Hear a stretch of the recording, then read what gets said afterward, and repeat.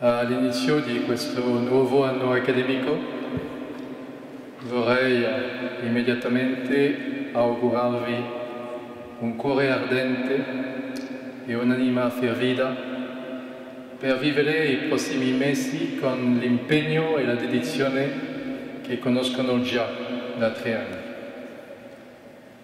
Prima di proseguire sulle vie dell'anno 2013-14 è importante far memoria di quanto abbiamo vissuto l'anno scorso nella nostra Chiesa con un'intensità davvero particolare a Roma e soprattutto in una università come la nostra, così strettamente vincolata al Santo Padre e alla Santa Sede. 2 settimane dopo l'annuncio da parte di Papa Benedetto XVI della sua rinuncia al Ministero di Vescovo di Roma, la nostra comunità universitaria si è riunita alla Chiesa del Gesù per rendere grazie al Signore di tutto ciò che abbiamo ricevuto da Benedetto XVI e questo lascia in noi tutti una traccia luminosa.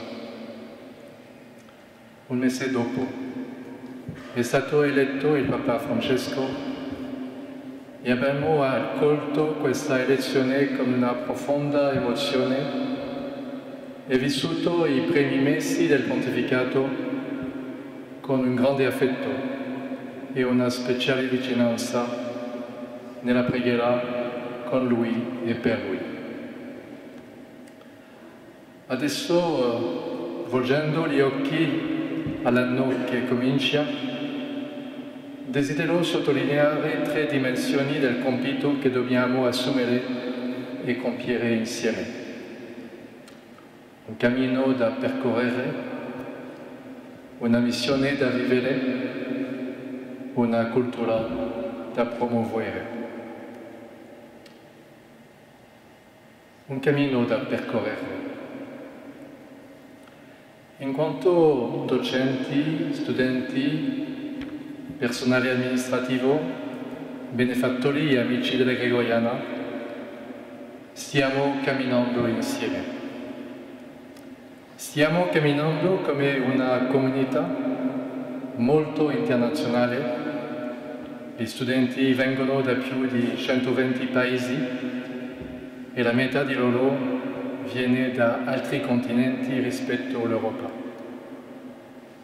Portiamo dunque con noi ciò che costituisce la realtà delle nostre famiglie e società, delle nostre chiese locali e delle nostre culture.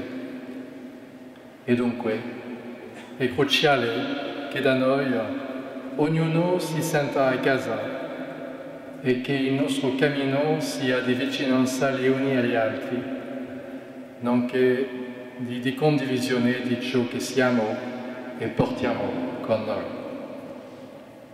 Stiamo camminando come una comunità accademica e universitaria che vive la passione per la verità, la convinzione che la questione di Dio è la questione delle questioni nel mondo presente e il desiderio che all'uomo di oggi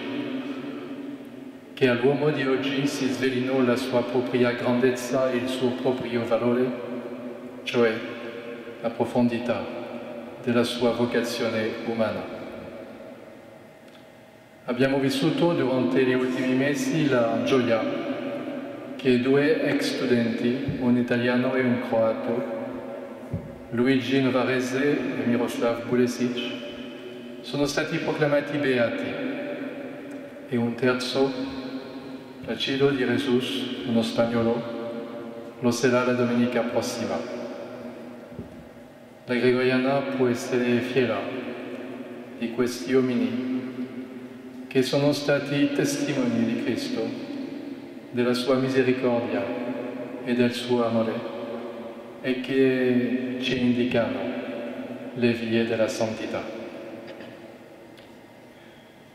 Cammineremo sulle vie esigenti del lavoro intellettuale, a distanza di tanti aspetti della cultura attuale le nostre priorità si chiamano l'audacia di un pensiero umile, la profondità di una riflessione mai definitivamente compiuta, la via dell'interiorità e di ciò che richiede questo camminare fino nel profondo di sé. Non abbiamo soltanto un cammino da percorrere, ma anche una missione da vivere. Far parte di questa università significa vivere una missione comune. Questa missione è sicuramente la missione di una università come tante altre in tutto il mondo. L'impegno nel lavoro intellettuale non si limita alla trasmissione o all'acquisizione di un sapere o di una competenza.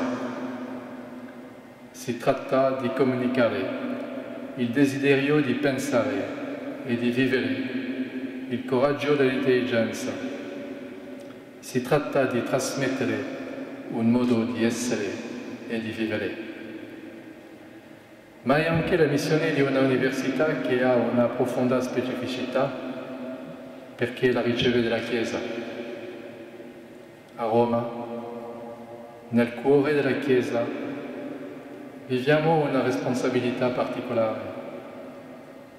Attraverso ciò che insegniamo e studiamo, attraverso la formazione data e ricevuta, abbiamo una responsabilità verso l'avvenire dell'evangelizzazione e della Chiesa. Una fede riflettuta e vissuta richiede persone che abbiano una cultura ampia, un rigore nel pensiero, una profonda dedizione alla ricerca della verità e la volontà di andare fino al fondo delle questioni. Aperto al mondo universitario internazionale e volendo farsi carico delle diverse sfide della Chiesa, la nostra università deve mirare sempre di più alla qualità. Il contributo e il servizio particolare di un'università come la nostra si comprendono in termini di responsabilità nei confronti del futuro.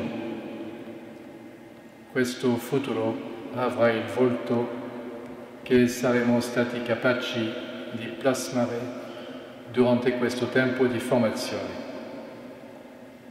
Infatti, abbiamo la responsabilità di conservare e di far vivere ciò che è in qualche modo l'anima propria della Gregoriana e dobbiamo sempre prendere coscienza in maniera rinnovata di questa responsabilità, la responsabilità di essere il collegio romano del terzo millennio. Non abbiamo soltanto un cammino da percorrere e una missione da vivere, abbiamo ancora una cultura da promuovere. Questa cultura è la cultura del dialogo. Il dialogo tra docenti, tra docenti e studenti, un dialogo all'interno di ogni entità accademica e un dialogo tra facoltà e istituti. Il dialogo interdisciplinare nel quale si incrociano e si legano prospettive e aspettative, ricerche e dibattiti, parole e ascolto. Una tale cultura presuppone l'accoglienza reciproca, che non è l'azione di un giorno, ma un modo di essere sempre disponibili alla novità dell'altro. Presuppone il riconoscimento dei limiti del proprio sapere e il desiderio di continuare a imparare e a riflettere. Suppone un ascolto all'insegna del rispetto e della benevolenza. Presuppone il coraggio nel confronto delle idee e l'umiltà nel modo di esprimersi. Mi sembra che una tale cultura del dialogo, che fa già parte della storia e del patrimonio dell'università in genere, sia un modo di esercitarsi a costruire e a essere ponti nelle nostre società e culture frammentate. La tessitura di legami tra persone, classi sociali, popoli, suppone uomini di dialogo che possano essere servitori della pace perché hanno imparato un giorno come vivere un dialogo autentico e come aprire nuovi cammini di comprensione reciproca. Una tale cultura del dialogo mi sembra richiedere l'apertura di finestre e porte chiuse, di allargare i suoi propri orizzonti e di lasciare tutto ciò che è troppo stretto o gretto per poter prendere il largo. E mi sembra che questo allargamento delle prospettive sia un modo di ritrovare questo soffio dello spirito che ci spinge ad andare avanti verso orizzonti nuovi. Questo anno accademico è cominciato con questa celebrazione. Desidero ringraziare della loro presenza Sua Eminenza il Cardinal Becker, Sua Eccellenza Monsignor Roche, segretario della Congregazione per il culto divino e la disciplina dei sacramenti, e Sua Eccellenza Monsignor Lorenzo Liuzzi, Vescovo ausiliare di Roma. Grazie di cuore per la vostra vicinanza e il vostro sostegno. Vorrei anche esprimere la mia riconoscenza a tutti i membri del corpo diplomatico che sono presenti fra noi stasera. Grazie di cuore per essere con noi in questa occasione fondamentale del nostro anno accademico. Desidero esprimere anche la mia gratitudine a tutti coloro che hanno preparato e animato la nostra liturgia. I padri gesuiti, Prem Cialcio e Massimilo Marelli, il Pontificio Collegio Americano del Nord e il suo rettore, Monsignor Checchio. Thank you very much indeed. It was really a great joy. It was wonderful to have you with us tonight, this evening, tonight, to pray together at the beginning of this academic year. I would like to thank especially il Padre Belsol, direttore della formazione liturgica, il Signore Grisbach, direttore della musica, il Signore Alers, organista, e tutti i seminaristi del Pontificio Collegio Americano del Nord, che hanno messo tutte le loro competenze e i loro talenti al servizio della nostra liturgia.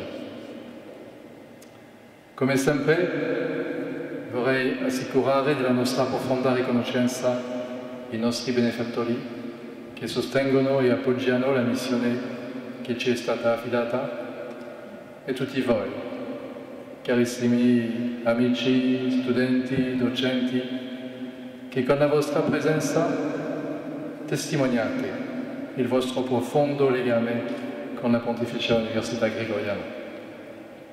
E adesso dichiaro aperto l'anno accademico 2013-14, 463esimo della Fondazione del Collegio Romano. Auguri a tutti voi per un anno santo, felice e fecondo.